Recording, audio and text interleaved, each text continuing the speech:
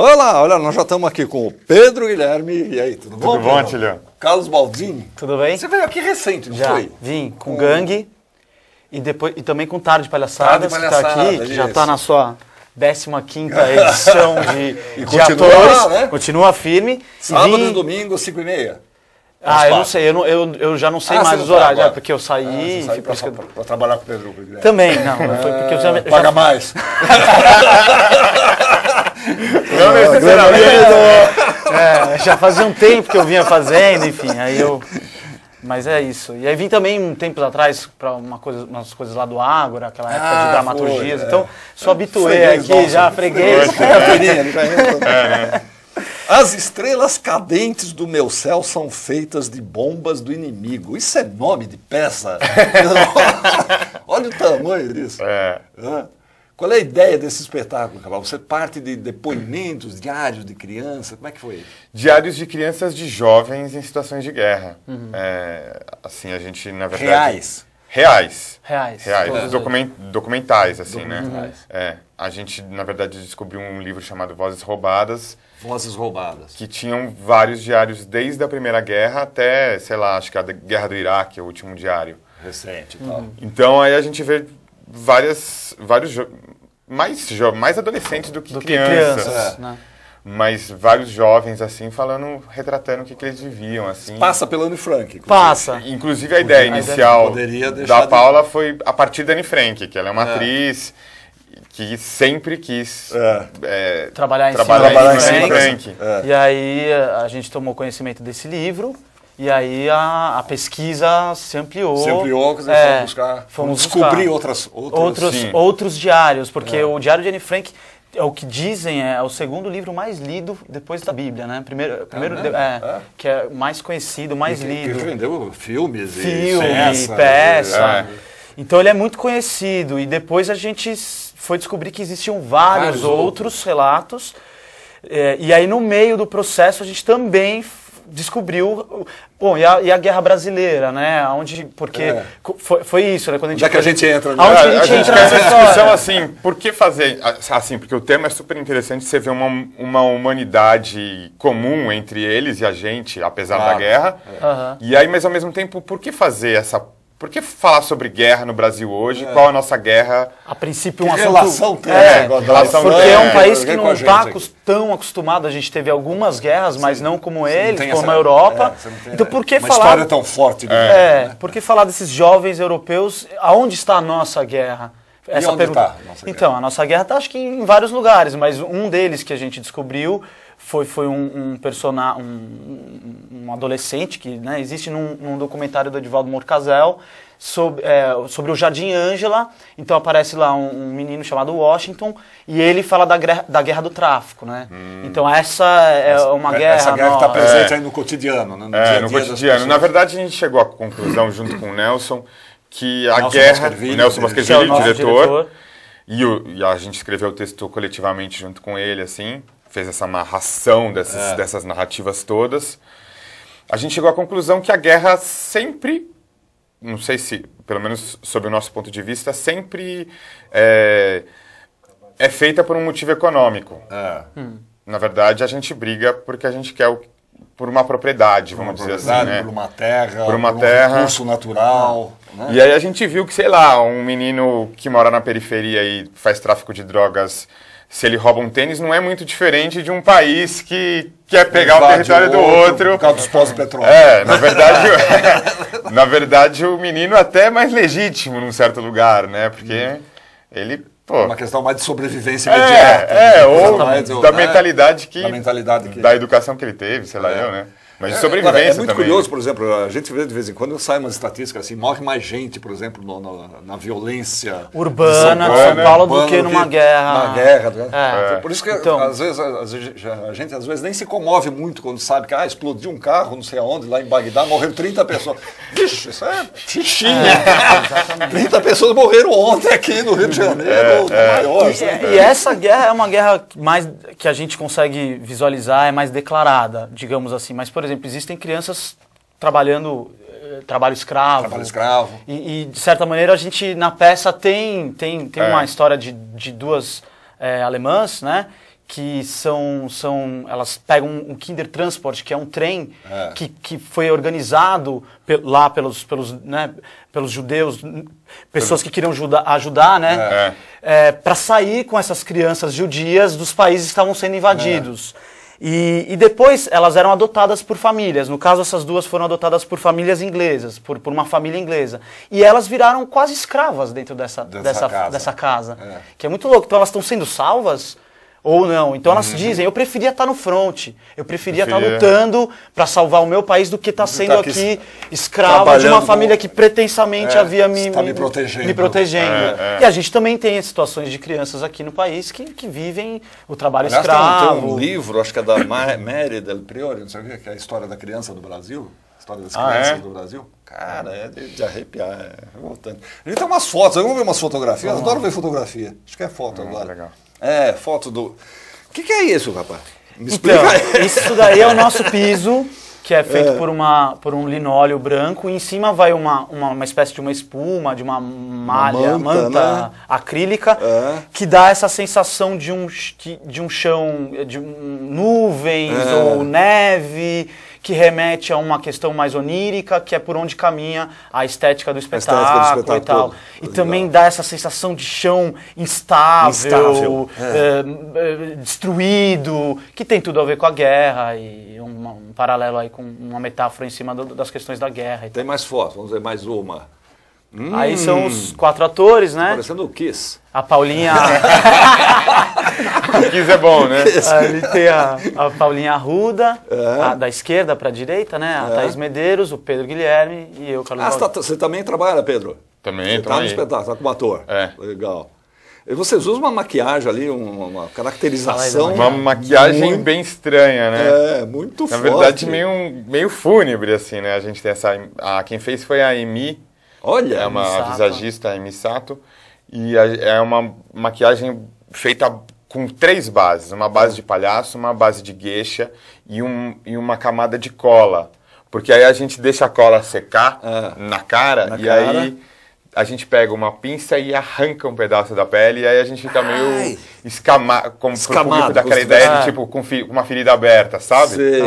Como se a gente fosse meio monstros, meio zumbis. Dá a impressão aí pela foto, por exemplo, que tende ao branco, né? Uma maquiagem que tende ao branco. Ela é branca. Tende ao branco. Ela remete assim, são bonecos, né? Uns bonecos meio monstros, justamente para... Olha, que coisa linda. Essa é uma foto que dá para ver bem. Essa iluminação feridas, né? De cima que vem, é uma lanterna que a gente...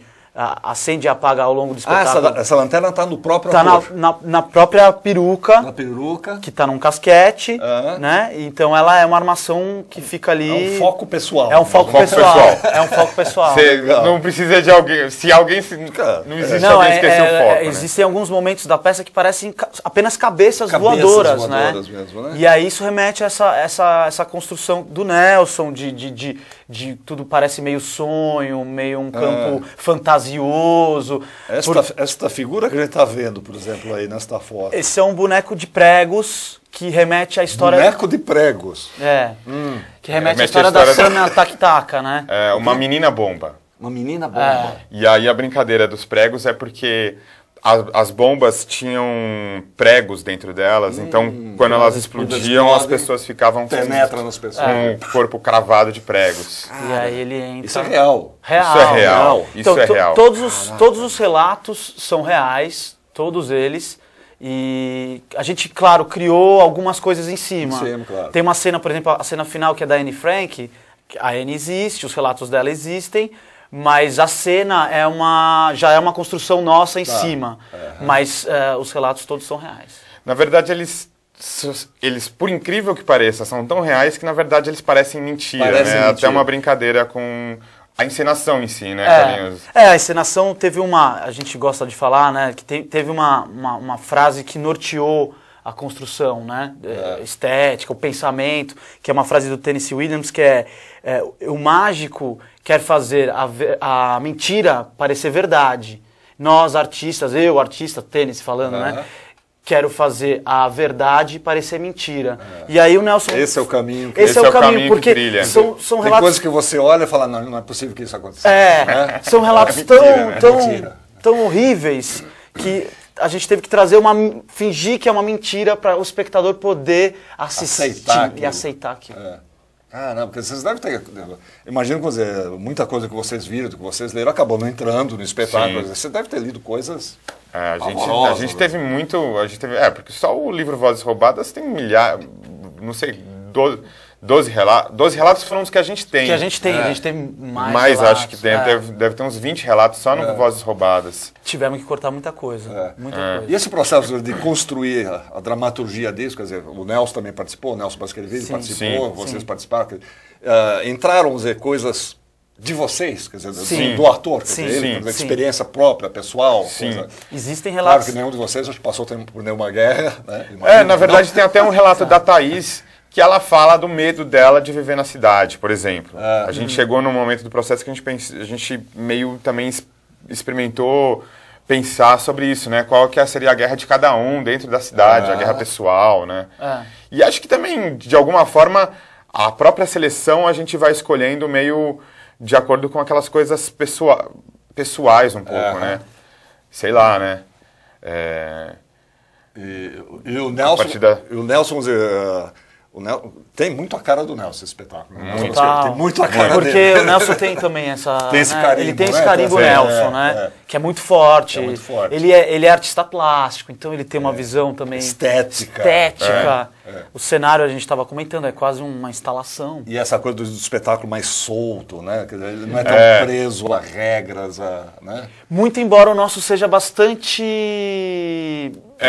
Preciso, porque como a gente está no escuro... A gente está no escuro e aquela luz que vocês viram, ela dá uma cegada e tem muita fumaça, em vários momentos, a gente anda... Não sabe onde está. Não sabe onde está. Então, como a gente percorreu esse caminho várias vezes, ele se tornou um espetáculo bastante... Até coreografado. Mais do que marcado. Embora, assim, não deixa de ter estética do Nelson de estar rolando uma cena aqui, tá rolando outra cena ali, rola um vídeo aqui, ao mesmo tempo, e a música vai... Aquela, entre aspas, sujeira. Quer dizer, tem uma coisa acontecendo aqui, mas tem outra rolando lá, e o cara fica olhando aqui, olhando lá. E uma coisa multifoco também, né? Uma polifonia, né? Polifonia. Isso é bonito, hein? Gostei da... Posso usar? Polifonia. Vocês fizeram uma temporada lá no Sesc, Consolação? Fizemos uma temporada que ia durar 4 semanas, duraram 5, né? Foram 5 semanas, porque estendeu, foi uma procura bem legal lá. E agora a gente está indo para o Viga, para o Espaço Viga ali na Capote semana que vem já, terça-feira. Terça, quarta e quinta, vamos ficar. Muda o espaço, muda muito, quer dizer, tem esse problema que você está falando, de movimentação. Então, a peça ela está bastante localizada em cima desse chão que a gente tem, né? Então, podendo utilizar todo aquele linóleo, nós não vamos nos perder. Mas todo espaço é um espaço diferente, isso exige algumas adaptações, mas para o Viga a gente acha que vai dar certo. Funcionar a metragem do palco ali é boa. É boa, sobra. E então acho que não vamos ter problema. O problema acho que vai ser para em outros lugares e tal. Vocês convidaram o Nelson para dirigir esse trabalho? A gente convidou, Foi em 2010, né, Pedro? A gente chegou a convidar ele em 2011, não nem lembro. Foi final de... 2011, eu acho. Estamos em 2013. Não, foi 2011. Acho que foi 2011. Não, acho que foi meio de 2011, mais ou menos. E aí a gente convidou Vocês estavam fazendo gangue. A gente ainda nem tinha começado a fazer o gangue. E aí... Foi um arraso também. Foi muito legal. Premiado e tal. Né? Legal. Censurado. Acho que é o espetáculo censurado mais recente da história do Brasil. Né? Não, agora teve o do Sátiros, né? O do Sátiros, é verdade. O Edifício London. O Edifício London ganhou, agora tá ganhando. Vocês perderam a primazia. A primazia, né? Mas Então, quer dizer, vocês nem tinham feito gangue e já estavam pensando nisso. É porque assim, a gente tinha acabado de ser selecionado pelo projeto de fomento e o projeto de fomento nosso tinha a execução e a montagem do gangue e já a dramaturgia desse. Então, como a gente já tinha esse período da dramaturgia, a gente até ia fazer sozinho, a gente falou, já vamos pensar num diretor que trabalhe junto, porque a gente estava pensando em fazer uma dramaturgia coletiva mesmo com tudo isso. Isso. E aí a gente chamou o Nelson porque a gente achou que tinha tudo a ver, a maneira como ele estava fazendo... O Nelson estava fazendo o Luiz Antônio Gabriela. Luiz Antônio Gabriela, que tem muito a ver, né? Tem um pouco a ver essa coisa da multifocal, tem, né? Tem, essa e até essa coisa mais documental, num certo aspecto, épica, né? Aí a gente falou, bom, pode ser uma experiência legal, assim, a gente tem o costume de chamar diretores diferentes em cada espetáculo, até para renovar, sei lá, né? Dar um ar diferente. Dar um ar diferente. E a gente falou, vamos... Novos estímulos, né? E esse era meio um desafio também, né? Do tipo, você pegar uns relatos documentais, a gente falou, a gente tava assim também... Era uma coisa ambiciosa, né? Num certo aspecto. Mas assim. o Gangue já tinha uma pegada documental, não tinha? O Gangue... Embora fosse uma ficção, mas tinha uma pegada documental. Ele tem um pouco de aspecto... Ele tem alguns aspectos relacionados à vida dos jovens cotidianas, mas ele vai pra ficção ainda, uma história... de enredo dramático. Ele tinha uma narrativa fragmentada, mas dentro de um enredo. Uma história, né? De um enredo. Esse a gente. Não tem uma história, é uma colagem de relatos e é bem documental. E essa coisa. Aí a estética que ele imprime também. Né? Porque daí põe vídeo, as quebras que ele propõe. Então parece um documentário mesmo. A gente tem um trecho aí, de um trailerzinho. As estrelas cadentes do meu céu são feitas de bombas do inimigo. Eu estava brincando que o Carlos Baldini fica bom porque no guia... No guia aparece olha lá, o vídeo bem destacado, né, o nome da peça, porque é grande. A gente está vendo aí o trecho da peça. Aí, a caixa de prego que você falou, né? A bomba de pregos. Né? Esse cenário, vocês vão mudando isso em cena? Os elementos ou não? Como é que é a coisa? Não, ele é formado por caixas de papelão que ficam estáticas ali. Existem bonecos que a gente manipula. Esses bonecos, olha lá, tá vendo lá atrás, levantando o boneco? Bárbaro. Eles representam os adultos, né, um pouco, né, nessa história, digamos, nessa brincadeira dessas crianças aí nesse espaço de guerra, entendeu? Né? Mas tem, por exemplo, essa grade, ela se movimenta, tem uns bancos de papelão que se movimentam, tem caixas que voam. Quem opera essas luzes? São os próprios atores? Estou vendo que tem luzes que vêm do chão, que vêm da... Como é que Na verdade, tem um quinto ator, o Vitor Merseguel, que ele, na verdade, é operador contra a regra e ator nas horas vagas do espetáculo. 3 funções. Ganha 3 cachês. Sacaneia o cara. Vai sacanear o cara. Não vai pagar só um, né? Pelo amor de Deus, o cara trabalha em triplo. Porque eu vi que as luzes vêm de vários lugares. As luzes todas são dentro do cenário. Dentro do cenário. Exceto a luz que vem do projetor, que às vezes ilumina, né? Mas são luzes que estão no cenário. E ele opera numa mesa dentro do cenário. E ele desenvolveu todo o sistema, junto com a Aline Santini, a nossa iluminadora, esse sistema. Então, tem umas lanternas. Cara, isso foi uma coisa fantástica. Tem umas lanternas mesmo que você aciona na mão, que ele fez acionar eletricamente. Ele mexeu lá e, enfim. Então a gente tem lanternas que são acionadas pelo botão. É um professor Pardal ainda por cima. Praticamente. É impressionante. Esse trabalho deles foi bem legal. Vocês vão reestrear, então terça-feira agora. Vai ser que dias da semana o espetáculo? Terças, quartas e quintas. Terças, quartas e quintas, no 21, Viga. No Viga. Ali na Valente, fica pertinho do metrô. Do lado do metrô Sumaré. Um quarteirão do metrô Sumaré. É pertinho. Um espaço super agradável, super gostoso. E a gente fica inicialmente até meio de maio, né? Até metade de maio. 16 de maio. 16 de maio. Terças, quartas e 21 horas. Às 21. Legal, vamos lá. As estrelas cadentes do meu céu são feitas de bombas do inimigo.